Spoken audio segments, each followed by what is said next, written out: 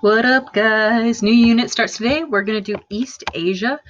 We just finished the project on South Asia, which would include countries like Pakistan and India, amongst some others. And then we're moving on to East Asia, which includes Mongolia, China, North Korea, South Korea, Japan, and Taiwan. All right, learning target for the day is I can describe the physical geography of East Asia and how it affects people. Your check for success is to use a virtual field trip to describe the physical geography of East Asia and predict how it affects the people living there. All right, today's date is May 5th. Here's everything you need to achieve this nice short week. For today, just focus on the virtual field trip report. Okay, so I know you guys worked really hard on your projects and you're probably excited to figure out who won. You guys are going to vote today. So what?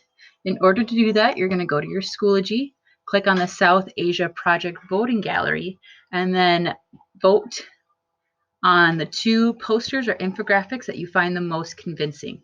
So you're going to look for the ones that make you want to get involved, volunteer, or donate money to that particular cause. You don't actually have to donate money or volunteer. It just makes you want to do it. Okay, here are some rules that I thought that you guys might want to know or questions that you might have in this yellow box. Yes, you may vote for your own project if you think it's one of the two most convincing projects. No, you may not vote more than once. And no, you may not vote for yourself twice. You got to share the love. So to get to that,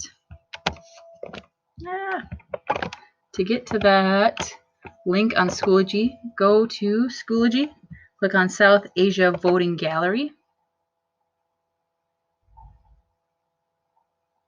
and it should open up right on the page just like this. There are two different pages of projects, so make sure you scroll through each and every one. When you're finished looking at this page, go ahead and click this little next button at the bottom. Scroll through each and every one that people work really, really hard on. And in order to vote, you're going to just hover over the project that you would like to vote on and click on the little vote button in the bottom right-hand corner of that project. Make sure that you don't click outside of this folder until you're done voting. The website has it so that way you can only vote once, which means that if you try to open it on another page on that same device, it won't work. It'll like kick you out. Okay, back to our field trip, virtual field trip. Heck yeah. Here's how this works. You are going to use airpano.com for your virtual field trip.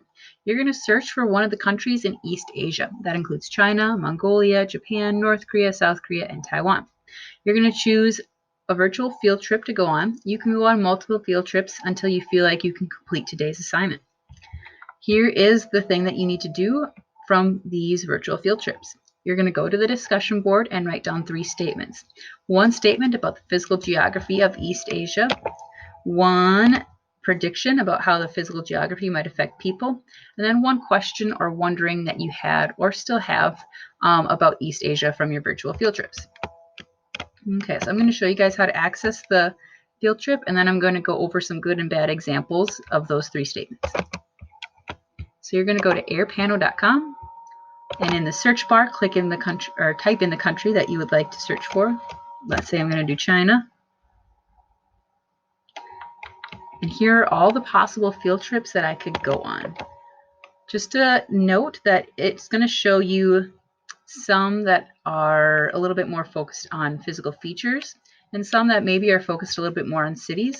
Try to find one that you think is a little bit more focused on physical features. So this glass bridge, super cool. I can look at it after I'm done with this assignment, but for my assignment, I probably want to use like something like mountains, rivers, plains, plateaus, things that have to do with physical features. So I'm going to click on this one because this one is all about mountains in China. All right. And you can kind of look around just like you would on Google Maps or Google Earth.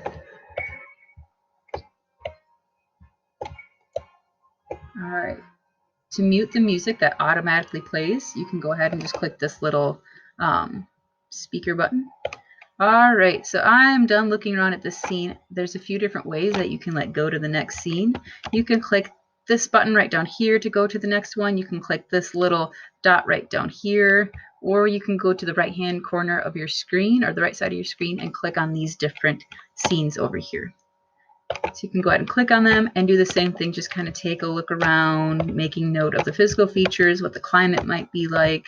If you would like to read a little bit more about the scene that you're looking at, click on this little article button, and there'll be some information for you to kind of get some context for your field trip. All right. Once you are done with that, you're going to go to your Schoology, go to that discussion board, and type 3 nice, strong statements about East Asia. We're going to go over some examples right now. So here's how you're going to be graded on this discussion board. Whether or not you wrote an accurate and descriptive statement about the physical geography of East Asia. We're going to go over some good and bad examples of this. Here's a good example. Mongolia's climate is dry and arid. Here's a bad example. Mountains and oceans. Go ahead and think for like 10 seconds about what makes this one a good statement and what makes this one a poor statement.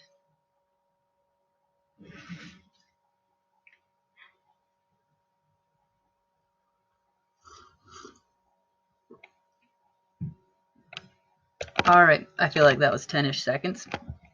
Okay, if you said that this statement is just lacking specificity, like it's not specific and detailed, you are 100% correct.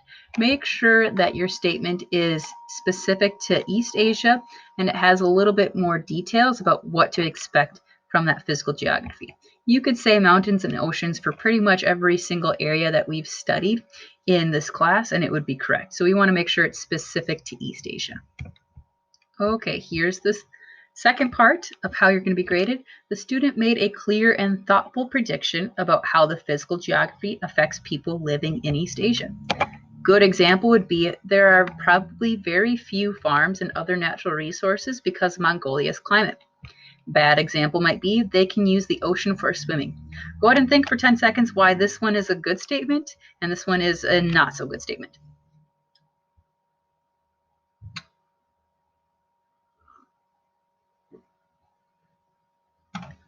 All right, if you said that this one lacked specifics and details, you are 100% correct again.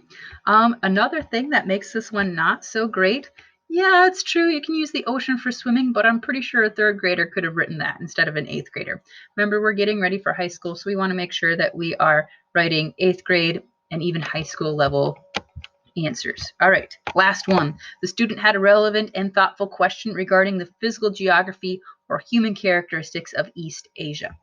Good example would be, what natural resources do they have in Mongolia? Bad example would be, what kind of money do they use? Go ahead and think for 10 seconds why this one is a not so great one and this one is a good one.